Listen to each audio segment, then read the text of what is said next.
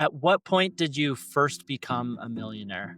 29 years old when everything first clicked. I started in the dry cleaning industry. I had a family business that my dad had started back in the 80s. I had phone calls at 2 a.m. that machines blew up. We also had a guy put a bag in a dumpster accidentally because we ran out of transport. We call them transport bags, the large laundry bags. Then I looked back and our dumpster had been picked up.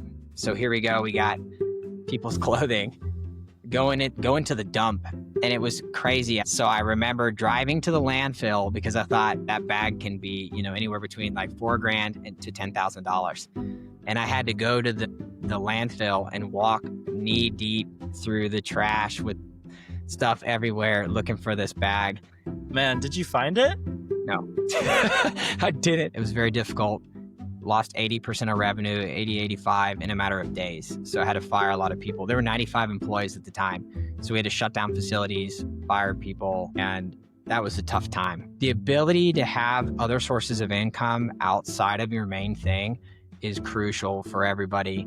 The more people I talk to that are successful, the more of them you realize quickly that they're involved in real estate. I'm an active real estate investor. I still do that, but I'm really enjoying the passive side. And basically that means you're investing into real estate properties, but you're using other people's teams and you're leveraging their experience and their hours, their time to grow wealth for you and to build passive income. I wish somebody would have come back 10 years ago to me and said, listen. Ian, thanks so much for joining me, man. Thanks for having me, Jackson. Yeah, I'm looking forward to the conversation and really excited. You have a very interesting backstory that I want to know more about today. So, obviously, you're a millionaire now. Where did you first get your start building wealth? I started in the dry cleaning industry. I had a family business that my dad had started back in the 80s.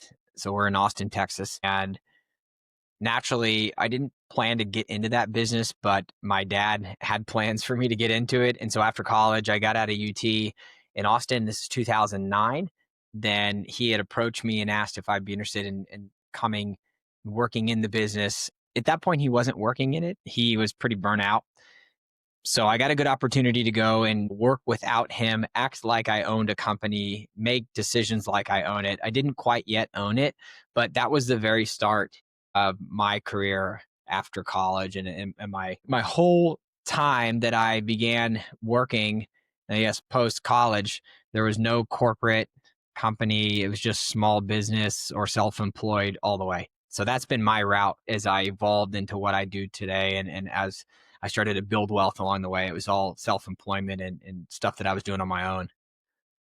Wow, that's really cool. Completely opposite from me. I own my own business now, but my start was very much the opposite. My dad had a 30-year career in the insurance industry and always worked in a large corporate job. So I like to tell people that there's many different ways to build wealth, and regardless of your background, you can probably find some skills and leverage those going forward. When you were growing up, were your parents like, did they share much about the business with you? Were you learning alongside them, or was it really more after college where you jumped in and got more involved? I didn't learn much until after college. I knew what he was doing, and I heard primarily the horror stories of running a small business, specifically dealing with customers or having difficulty with staff. But I mostly got my feet wet once I got in there after college. And at that point, it was hands on, starting from the bottom up, learning how to do the basics.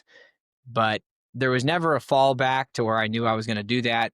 Also, surprisingly, I didn't work there growing up as a kid either. I spent a lot of time there just when I was very young, when my dad was still going to the office more.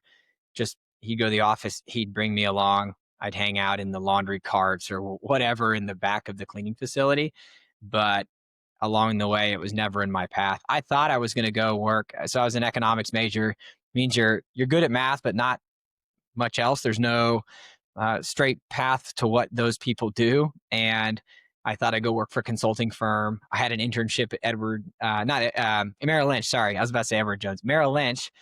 This was during the 2008 recession. It was awful.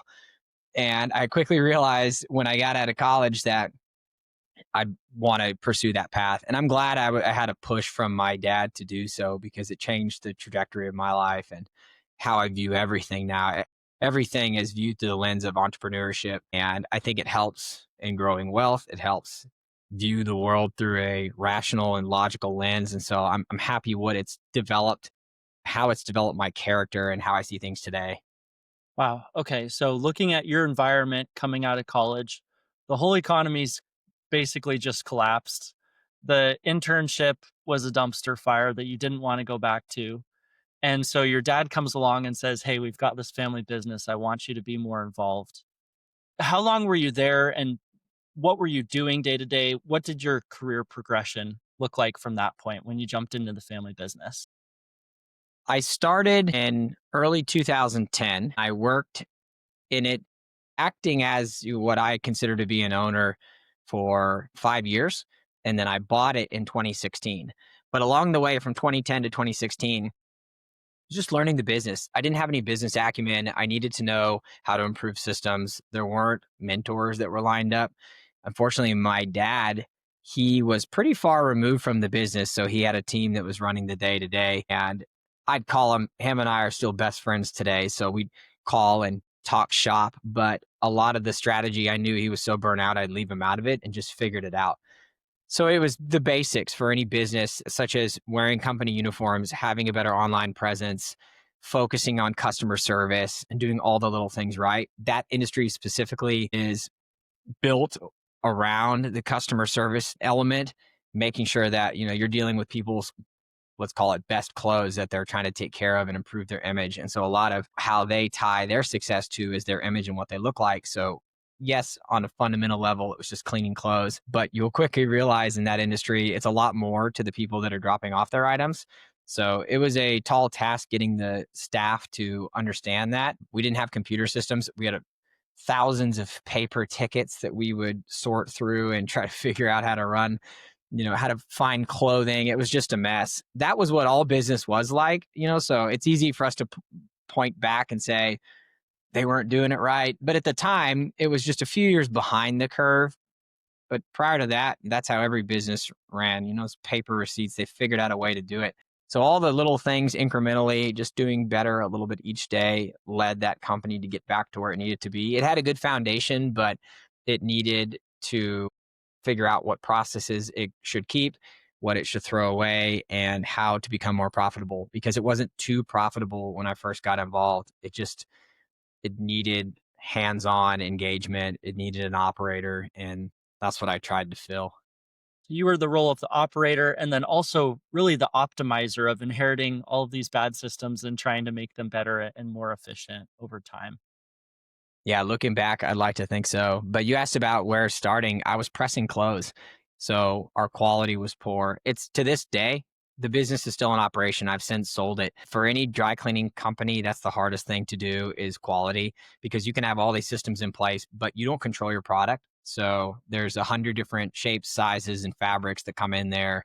And it's a difficult thing to control. You just have to do your best, but you have to watch it like a hawk, because if you don't pay attention to that, it doesn't matter what your name is in the industry or if you're a franchise and there's brand recognition. If you're not doing a good job, the person's going to go down the street to the next. And so it's a tough business with low margins, and it's built on doing the little things right. What's your biggest horror story from the dry cleaning business? The worst thing that I remember, there are two. One of them's financial and one is just operational. Financial was COVID. It was very difficult. Lost 80% of revenue, 80, 85 in a matter of days. So I had to fire a lot of people. There were 95 employees at the time. So we had to shut down facilities, fire people, and that was a tough time.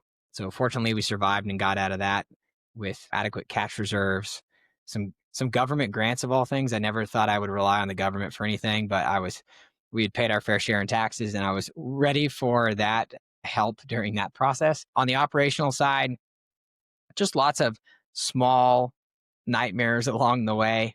I had phone calls at 2 a.m. that machines blew up.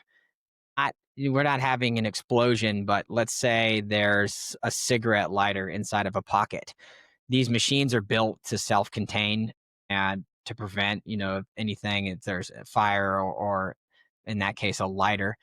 So that was one that was a morning wake up call I didn't like. And then also just a bunch of times of drivers not showing up in the middle of the night. Our drivers would go around to the stores at nighttime and pick up all the dirty clothing and bring them to a facility because you don't have equipment at every store. So I remember getting these calls, and we're in Texas. There's a lot of Spanish spoken, and I remember woke up and it's no ropa, which means no clothes. And I knew exactly what happened. It was early in the morning. Our whole crew was there to press the items and clean the items. So I was thinking about, okay, what's back to opportunity cost? How much is this costing me per hour with everybody on site? Yeah, there's no clothing to clean. So I'd jump in my truck and go to the first store and throw some bags in the back of my truck and take them to the plant and then, just haul around town to get this done. This was over the years, we put systems in place to prevent things like this from happening. But no matter what technology you have, sometimes it comes back and it gets you and it's never fun to deal with. Wow, that sounds like such a mess. I can't even imagine a cigarette lighter exploding in a machine. We also had a guy put a bag in a dumpster accidentally because we ran out of transport. We call them transport bags, the large laundry bags. This is years ago, and everything got put into a plastic, big trash bag, and we were going to move that from that. That was how we were transporting that particular bag of clothing, and it got the next day we couldn't find that whole bag of clothing. There's probably 40 pieces in there, and then I looked back and our dumpster had been picked up, and I found out that that had gone to the dumpster. So here we go. We got people's clothing going to the dump, and it was crazy. I called the trash company. I gave them my address, and they were able to identify which truck had picked it up at what time and what area they dumped it in the landfill. So I remember driving to the landfill because I thought, I put a dollar amount on each piece. So in today's world, you can average, let's go $100 for easy math. So $100, 40 items in there, it's, 4 grand. But there's usually a handful of items that don't cost 100, they cost 400 or $500. And so that bag can be, anywhere between like 4 grand and to $10,000. It's not worth that if you can't resell the stuff. It's just to the customer, it's worth that. And I had to go to the landfill and walk knee deep through the trash with stuff everywhere looking for this bag. That's small business life. People CEO life isn't always fancy, and that was walking through I was reminded that the other day when seeing this dumpster pick up something, and I thought I remember when I walked through the landfill for like hours looking for this thing. Oh man, did you find it? No, I didn't. Oh, Had jeez. Yeah, I had to. I saw what I thought to be remnants of clothing, but ultimately I didn't find it. Turns out there's a ton of trash in Austin, Texas, in the landfill. So I had to pay for all the clothing. It's just the cost of doing business. But yeah, I would always spend the time to do that kind of stuff because ultimately, especially if you're in a low margin business, you're going to run into these situations to where you question, how should I spend my time best? And even if the money aside, from a reputation standpoint, a lot of clothes that people have, they're not replaceable or they're a favorite item that you can't buy anymore. So I learned that, got to do stuff the hard way sometimes. Yeah. That's crazy, man. I don't Only know what happened would be once. worse, like, you finding the clothes and then your customers later finding out that their favorite suit had made a trip to the dumpster. Yeah, I probably would have told them if they would have asked what happened, but that could have been taken poorly as well. We ended up taking care of them, but that's just some of the things that we ran into over the course of the years. So you were basically working as an owner for 5 years, really hammering out your processes, getting everything in ship shape. You bought the business in 2016 and then you eventually sold the business as well? I did. It was 2023 when I had sold it. So I after purchasing it, that was 2016. Not much had changed. Really, this was paperwork and documentation, but I don't believe the staff even knew at that point because I was already in the rhythm of running stuff. So that formalized, and then years later survived COVID. That was a difficult time for that industry, and there was just an opportunity and I took it and worked with that prospective buyer for probably a little over a year and wanted to make sure that there's a family legacy to this business that it was important to me. I didn't want somebody coming in and changing everything up. And so I wanted to make sure when vetting the prospective buyer that they would be that person. And fortunately found the guy who's running it today. But small business is fun. I can talk shop all day because whether it's the dry cleaning industry or let's say the insurance industry, everyone has these different products that's their end result, but we all have staff, marketing, operations, standard operating procedures. There's so much that business owners can relate to that it's fun talking to people that are in that space because we all have the same struggles. Yeah, the timing was right and took advantage of it, had set the company up and got it in a position to where it was sellable because there were times when it wasn't. And fortunately it all worked out. All the staff is still there and guys doing great. That's awesome to see your passion project or your baby still thriving and flourishing afterwards too. Yeah, for sure. So during this whole time where you're operating the business, you're very much hands-on and involved. Are you making other investments as well, like into, the stock market or retirement accounts or real estate, anything outside of the business? Or was it truly just focused on how can I grow our dry cleaning business and make it as profitable as possible? There was a lot that was happening outside that business. Starting early on, I started investing into real estate. So this was in my local market. I was listening to Bigger Pockets podcast. This was back in 2014. And I'd grown up seeing what real estate could do. It allowed my dad to step away from the day to day operations of his business because he had other income coming in from real estate. So I think naturally I knew I wanted to set that up and the power behind it. I didn't realize what that would turn into at the time. This was rewind the clock to 2012. I bought my first house, and then 2014, the first rental property, and then in 2015 and 2016. And my goal was each year to get a single family rental. Eventually, that turned into getting some small commercial space and some other types of property. But it was the single family long term rentals. I still do that today. I still have them. I don't seek them out to the same degree I did back in the day. But it was that really started building up the wealth. You don't see it when you start investing into real estate. You don't see the cash flow becoming anything life changing on the front end. A lot of people confuse it and believe that if you own property, you're all of a sudden rich. And that's not the case. It's you become you may have appreciation and you have an asset on paper, but as you're operating it, especially in the beginning, you're working with limited cash flow. And so for me, the most important thing was to do as best as I could and make as much as I could from the company, which provided my income and cash flow, and then use everything that I could, all the excess above my living expenses, to put back into real estate. And it wasn't until 10 years later when I stepped back and realized, wow, I built something and have these sources of income that are coming in now to where you're not having to go into work, yet those still are performing day after day. That's why I love real estate, and because there's a lot of ways to make money in it. And so that was what I focus on primarily. I also did stock market, but I wasn't a trader. I didn't try to get aggressive with that. It's just low cost index funds, dollar cost averaging, just putting that on autopilot and constantly putting money into there because I was young and knew that it didn't matter what the ups and downs. There's one thing with the market. A lot of people panic or see the ups and downs and worry. When you are 25 years old, I don't think that should be a worry of yours. You're in it for the long game. And so I just started, it didn't matter if it was up or down, just had auto draft, sending it into low cost index funds and other, low risk funds along the way. So I believe that you should do a combination of your business, the market, and real estate or something else if you can.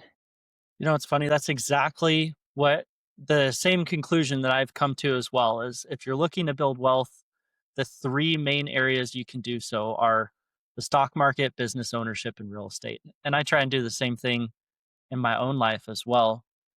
You mentioned this idea that when you first get into real estate, it's not like this overnight success story. And I've seen a lot of that where people I talk to that, first started investing in real estate in 2009, 2010, maybe it was, they were the early movers for Airbnb, property values are appreciating like crazy, interest rates are low.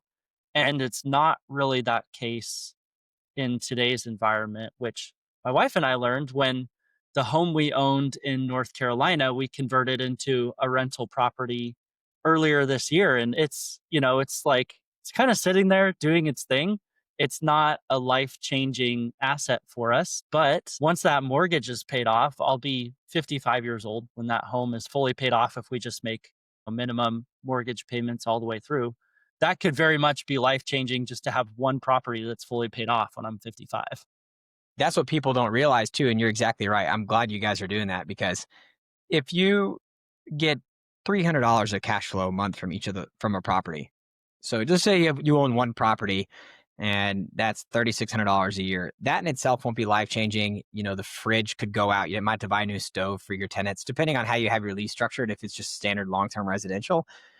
So a lot of that cash flow gets eaten up. But to your point, if you just keep at it and you have another source of income when you're 55 or even before that, it doesn't have to be fully paid off for you to realize appreciation, have equity that you can tap into and go put that money to work somewhere else to where other people wouldn't have that luxury of being able to use that product to get a loan.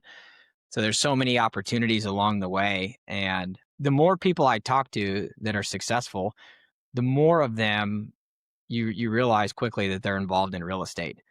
That's not primarily where they made their money. They got their start or made their money somewhere else.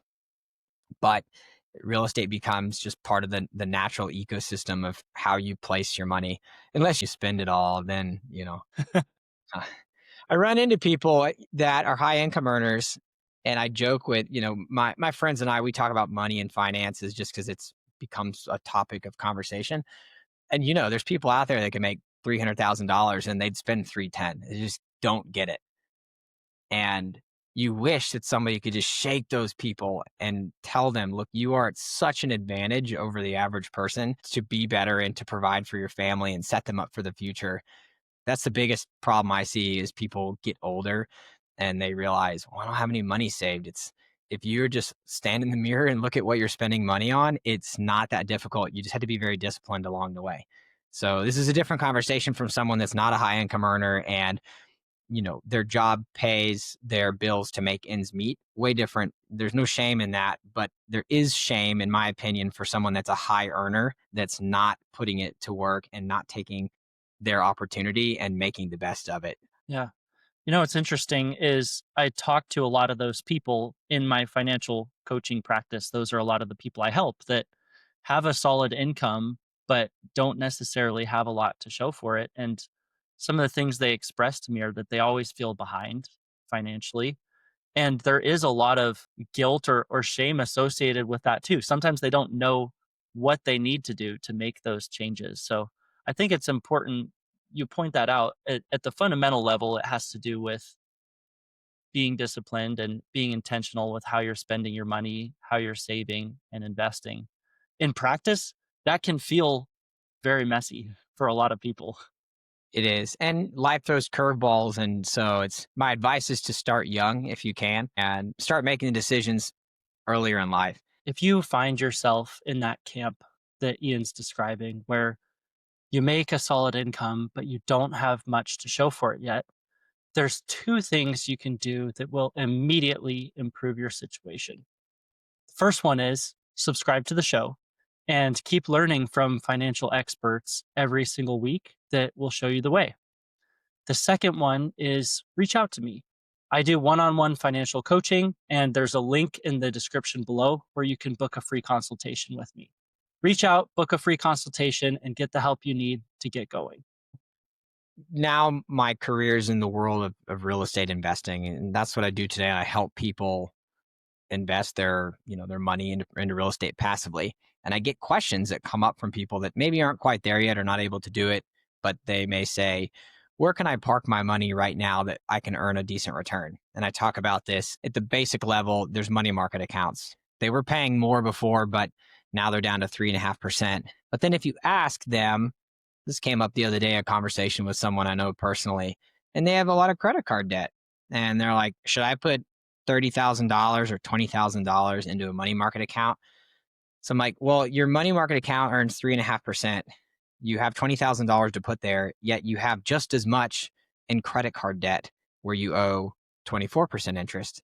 You're losing 20% on your money. Like, don't invest until you pay that debt off in their scenario. And so it's just getting the mind frame right of like people think and know that they should be investing, yet they're not looking at the process properly and not realizing, wow, I keep crawling and further into debt. It doesn't matter what else I do. And so there's at the at an elementary level of how you should be saving, a lot of people toss out the Dave Ramsey and all his methods of teaching. And I think he's very crucial to a certain group and stage in your life when you're trying to get back on track. And then the more around people now that have taken their career, wealth, et cetera, to another level, the more that you see people migrate from that method of thinking and they figure out ways to use debt effectively to grow wealth. But I'd say that's a 5% window where 95% of people out there aren't quite there yet, and they just need to focus on the basics.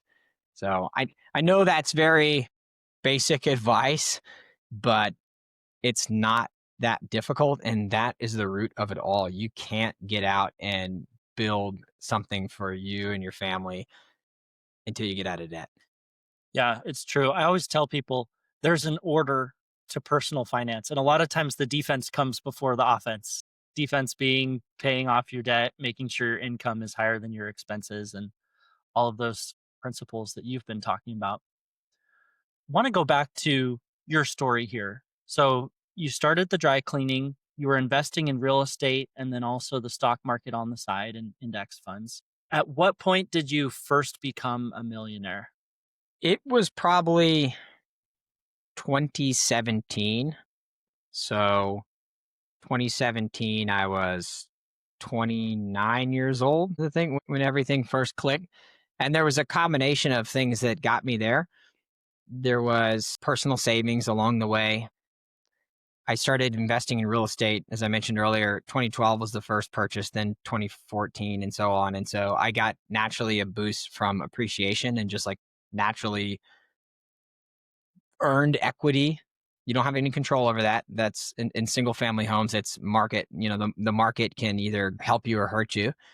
And then just continuing to invest in the stock market. And then around that time too, when I purchased the business, I was able to turn that business around. And so I was able to value the business as well. So I think everything clicked in my late 20s. And then I had two more shifts in my life. The next one, well, around the same time I was married. So I'm a big advocate for the ability to gain wealth and through marriage. Really, you're bringing on one other person to help you. It's a lot easier in life to build up your nest egg. So marriage helps. You're combining accounts at that point, and then ultimately just continue to do that over and over again. And I keep track of my expenses month after month. I had a friend that sent me a spreadsheet, I think in 2013, and I started tracking every single month. You put in all your accounts, you put in your incremental or percentage change from the month prior, and it really helps you align it's a simple exercise and it takes time, but it helps you see where you're stacking up. Nowadays they have really cool website tools to help you, but back then we just used an Excel sheet. I still use that sheet today. And the other one was then, there was another life change when selling the business. But along the way, the idea with building up something outside of my business was really crucial and helped me looking back. So my goal with that operation and running the small business was if I could get my income from my rentals to match my income from work, then I would get to a point to where you now have options, right? You can stop when you want to. I never quite got there before that offer came in, but I was on my way. Fortunately, the business was doing well, and I don't think there was any way to replace the income from being, an entrepreneur and having a successful company. But if you sell it or if something happens or God forbid you have a major lawsuit and you lose your company, whatever it may be, the ability to have other sources of income outside of your main thing is crucial for everybody. It's one of those things you don't realize it until you need it because people die, people have disability, people have divorce, and these things come up to where you think everything's all right and life can change quickly. So I always tell people, start doing this stuff. It's not going to change your life overnight, but if you do it on repeat for 10 years and you look back, you'd be happy you did. There's nobody out there now. Yes, real estate and all cycles have ebbs and flows, but real estate specifically, if you talk to somebody 20 years ago and ask them if they regret purchasing a property 20 years ago, the answer is no. Same thing 10 years ago. Prices change all the time, but ultimately taking action sooner generally pays off because it's harder to catch up later in life. So for somebody that wants to get involved in real estate investing, but they want to do so more passively, what would be your recommendation for them? How can they do that? Number one, I made a gift for the listeners of this show, but I would say that that whole journey starts with finding somebody who you're comfortable with. The difference between passive investing and active investing is you are trusting your money with somebody else and their track record and your gut instinct on them to take good care of your money. So I think it starts with forming some sort of relationship. There's a lot of people in the industry that they can help facilitate this. The next, and that's difficult. I was coming from a background of being an entrepreneur and I was used to running the show. That was a very hard obstacle for me to overcome. But now that I'm in the business of doing it, our job is to find safe investments, co-invest as a group. I do all the vetting. I make it simple for people. And having that person on your team is beneficial. Usually the team lifts everybody up and it's a better, healthier way to do things. So real estate is no exclusion from that. It's a people business and it's a team sport and there's a lot of power in the partnerships. So for the listeners of this show, I created a cheat sheet that you can look through, and it basically gives you the questions that you should be asking if you're curious about how it works. Because there's a lot of junk on the internet about doubling your money or turning profits really fast and all this stuff that's out there, and it's really confusing if you're not familiar with it. So I try to cut through the noise and give you practical questions to ask people if you're considering doing some sort of passive investment, and then what it looks like behind the scenes, kind of step by step on how that should look and what you should be looking for as an investor. But it all comes down to the people. I've been in this space now for a while. And if you have a gut instinct that that person's not good for you, there's lots of other opportunity out there and just walk away and find something different. So I always don't ever feel pressured by someone who's salesy or pushing you to get involved because that is a recipe for disaster. And that's too emotional of a response to get into it to begin with. So that's my 2 cents on passive investing and what to first look out for before you're even looking at the deal is to focus on the person. I think that's great advice. When you have real estate syndications, the general partner has so much control over the direction that you take that you have to be able to trust that person, especially as a limited partner where you're investing your money into the deal, but maybe not your time and expertise. You're relying on someone else. I'll make sure to include the link for that in the show notes. That's very generous of you. So thank you for sharing Ian's passive investing real estate cheat sheet. Yeah, appreciate it. I want to pull out some key principles that I've learned from our conversation. One thing you shared that's really bouncing around in my head is this idea of having an avenue that generates income that you can use to buy assets. And for you, that was I'm the operator in the business. I'm using that as my main source of income to cover my expenses and then also saving up the excess that you then go and use to purchase real estate. That's a winning formula. If you want to build wealth, you have to track your cash flow, how much your income is compared to your expenses. But then ultimately, if you really want to take it to the next level and get beyond working a job every day of your life, you have to take that surplus and invest it into assets that are going to generate passive income for you. Sounds like you've done that really well throughout your career. Right. I wish I could say that it was the right approach back then. I can see now that it's helped tremendously. And that's why I'm passionate about mentioning passive income or just, again, doing something outside of your main thing to help you. And it doesn't have to be an entrepreneurship. You can be a W 2 employee and save your excess and put it into something that's working for you. The main point, this term gets tossed out there, but it's giving every dollar a job. I don't believe in people. I don't think it's a good approach for people to just sit on their cash and not invest it because they're not certain which way to go. It's certainly a thing that people need to be aware of, and they're in a good position that they've been able to build up that, level in their accounts. But don't do it just for comfort, because there's things like inflation and opportunity cost. And the more people understand opportunity cost, and essentially that is, what could this money earn for you versus what it's doing now. So I tell people this all the time. If you have $50,000 sitting in a checking account and you look at your interest income with your, one of the big banks, it's like 0.01%. You might earn $5. And there are many opportunities out there at a minimum, money market accounts or the market, to where you can be putting that money to work a lot better than just having it sit there for no other reason than comfort. The more and more, I wish somebody would have come back 10 years ago to me and said, listen, there are people that can help you do this along the way. You don't have to. My avenue is real estate. You don't have to go buy real estate every year. That was one of my issues. I was running into a situation to where if I wanted to keep acquiring real estate, I was running out of time. I had the means to do it, but I was short on time. I worked a lot and I was burnt out, and this led to the whole exit of the business and so forth. But there are ways today more than ever for people to park money that don't want to put the time in and are willing to share profits and let somebody else do the work. So I'm an active real estate investor. I still do that. I'll never shy away from it, but I'm really enjoying the passive side. And basically, that means you're investing into real estate properties, but you're using other people's teams and you're leveraging their experience and their hours, their time to grow wealth for you and to build passive income. So it's a good approach. And I mentioned opportunity cost earlier. That's how I assess everything that I do now. I will look at certain things that are available to me, and let's pretend I'll put a percentage on there of 8%.